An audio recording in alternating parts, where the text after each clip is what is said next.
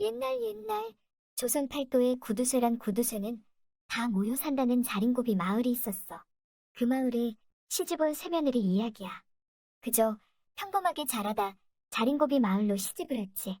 막상 가보니 아닌 게 아니라 조선 팔도에서 방귀 뀌는 구두쇠들은 다 모여 사는 마을이었지. 할아버지 할머니, 이모 고모, 삼촌 사촌, 오촌, 사돈의 팔촌 할 것 없이 마을 사람 모두가 둘째가라면서러운 구두쇠였어. 하필 새며느리가 시집온 집 시아버지는 마을에서 으뜸 까는 구두쇠였던 거야. 이 시아버지는 해가 뜨거운 한 여름날에도 부채를 펴서 붙이지 않고 코앞에 대고 목이 아프도록 고개를 좌우로 실쭉실쭉 흔들었지. 평소에도 집신이 다를까봐 사람들이 보일 때만 신고 혼자 있을 때는 들고 다녔지. 또 언제는 귀한 장독 뚜껑을 열어두었는데 파리 한 마리가 장에 앉았다 날아갔지. 그걸 본 시아버지는 그 파리를 한나절을 쫓아 잡았어. 기어코 잡아서는 파리 다리에 묻은 장이 아까워 핥아먹고 파리를 놔주었지. 자린고비 중에 자린고비였지. 아무것도 모르고 시집 온 새며느리는 시집 온 지 사흘째 되는 날 큰일을 치고 말았어. 방을 닦다가 천장을 보았는데 웬 썩어 빠진 굴비 한 마리가 디롱디롱 매달려 있었지.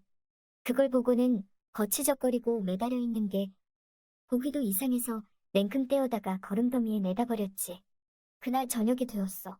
저녁 밥상이 들어오는데 밥상 위엔 반찬 하나 없이 식구수대로 밥만 한 그릇씩 달랑 놓여 있었지. 그때 시아버지가 숟가락을 들고 천장을 딱 쳐다보더니 그만 얼굴빛이 파랗게 질려서 물었어. 얘야, 며느라가, 천장이 왜 허허전하냐? 시아버지는 말까지 더듬었지. 아버님 왜 그러셔요? 천장에 매달아 놓은 자방굴비가 안 보여서 그러는구나. 아, 그 굴비 말씀이셔요? 천장에 매달려 있어 보기도 그렇고 해서 거추장스러워 치웠습니다. 화들짝 놀란 시아버지는 다급하게 물었어. 어디다 말이냐? 거름더미에 내다 버렸는데 무슨 일이셔요? 아이고, 이게 무슨 변이냐? 며느라 그 굴비가 어떤 굴비인지 알고서 버렸느냐? 그 굴비는 우리 식구 10년 먹을 반찬이다. 밥 한 술 뜨고 굴비 한번 쳐다보고 또 한 술 뜨고 굴비 한번 쳐다보고 이렇게 5년 동안 해왔으니 앞으로 5년은 더 쓸 것인데 버리다니. 웬 말이냐? 알고 보니 낮에 내다 버린 비쩍 마른 굴비는 온 식구 10년치 반찬이었던 거야. 이제야 알아차린 새며느리는 어쩔 줄 몰라 말했어. 그게 그런 건 줄 몰랐습니다. 시아버지는 뭔가 결심한 듯 말했어. 몰랐으나 마나 이제 굴비가 없어졌으니 네가 굴비노로 대신해야겠다. 앞으로 식구들 밥 한 술 뜰 때마다 굴비라고 한마디씩 해라. 시아버지가 며느리에게 시킨 건 다름 아닌 굴비라고 외치는 거였어. 새며느리는 할 수 없이 식구들이 밥 한 술 뜰 때마다 굴비를 외쳤지. 하지만 시집 온 지 얼마 안 된 며느리는 부끄러움이 많은 탓에 작은 소리로 굴비를 외치기라도 하면 시아버지는 탐탁찮게 말했어. 에이, 싱겁다.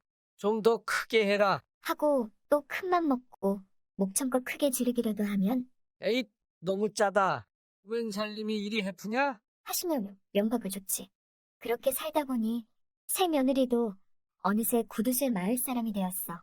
그러던 어느 날은 식구들이 들로 산으로 일하러 나가고 며느리 혼자 집을 보고 있는데 마침 고등어 장수 목소리가 들렸지. 고등어 사시오. 싱싱한 고등어 사시오. 꼬리를 살랑살랑 눈을 떴다 감았다 하는 싱싱한 고등어 사시오. 고등어 장수, 고등어 파는 소리만 들었는데도 저도 모르게 입에서 침이 꿀꺽꿀꺽 넘어갔어. 사실 시집 와서 이날 이때까지 생선 대가리 구경도 못 해봤으니 그럴만도 했지. 끼니 때마다 굴비를 외쳐대기만 했지. 침은 꼴깍꼴깍 넘어가지만 고등어 한두 손은 고사하고 반토막이라도 살엄두가 나질 않았지. 살라치면 한 푼이라도 써야 할 텐데 명색이 자린고비 며느리가 돼서 한 푼인들 두 푼인들 돈을 쓸 수 없었지. 돈 한 푼 안 쓰고 어찌 맛을 볼까 궁리했지. 그때 번쩍 좋은 생각이 난 며느리는 한달음에 달려나가 고등어 장수를 불렀어. 며느리는 고등어를 고르는 척하면서 비늘이 어떠니 눈알이 어떠니 하며 이리 주물럭 저리 주물럭 이리 만지작 저리 만지작 거렸어. 한나절을 뜸 들이며 고등어 몸통이고 비늘이고 꼬리고 지느러미 가릴 것 없이 만지작거리기만 하다. 손에 비린 것을 잔뜩 묻혀가지고는 안 사겠다고 했어. 고등어 장수는 화가 잔뜩 나서 상종도 못할 사람이라고 뒤도 안 보고 가버렸지. 그러거나 말거나 며느리는 그냥 한달음에 집으로 왔지. 집에 들어가 대야에 물을 받고 비린 것을 잔뜩 묻혀온 손을 씻었지. 돈 한 푼 안 쓰고 생선이 먹고 싶은 며느리가 국리 끝에 생각한 것이 이거였던 거야. 그 손 씻은 물을 솥에 붓고 국을 끓였지. 비린 것을 묻혀와 씻은 물은 보기에는 묽은 물인데 생선 비린내가 제법 술술 나기 시작했어. 며느리는 은근 식구들 앞에서 인정받고 싶어 낮에 있던 일을 이야기했지. 아버님, 어머님.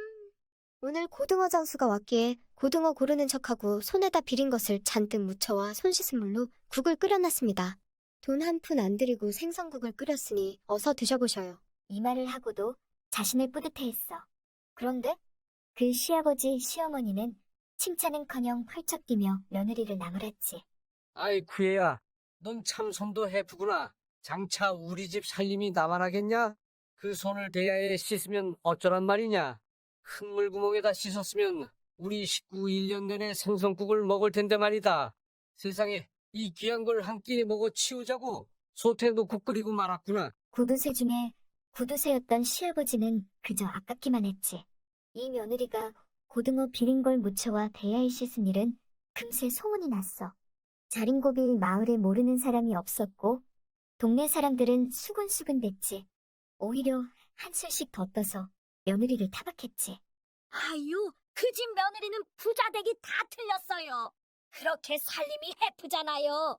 그렇지 않으면 그 손을 동네 우물에다 씻었어야지. 그랬다면 온 동네 사람들이 평생 동안 생선국을 먹을 텐데 말이에요.